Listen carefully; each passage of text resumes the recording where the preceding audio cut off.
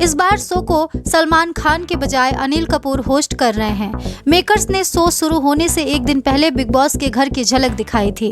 Baby house तो वही है, लेकिन इस बार इसे बेहद आलीशान तरीके से तैयार किया गया है। मेकर्स ने इसका वीडियो शेयर किया है, जिसमें शुरुआत बेबी हाउस के मेन गेट से होती है। गेट के दोनों तरफ शैतान बने हैं, जिनके हाथों में तलवार नजर आ रही है। इसके बाद होती है गार्डन एरिया में एंट्री, जिसमें स्विमिंग पूल एरिया को काफी खूबसूरत तरीके से डिजाइन किया गया है। इसके बाद एक बड़ा सा शैतान का चेहरा दिखाया गया है, जिसके मुंह से पानी टपक रहा है और नीचे एक छोटा सा पुल है।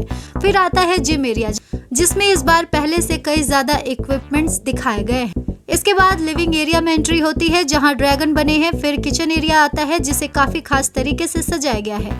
ऐसे ही घर के हर एक कोने की झलक दिखाई जाती है। घर की दीवारों पर इस बार भूत, शैतान, ड्रैगन के साथ साथ जोकर भी बने हैं। इससे ये तो साफ होता है कि इस बार का कॉन्सेप्ट काफी मजेदार होने वाला है।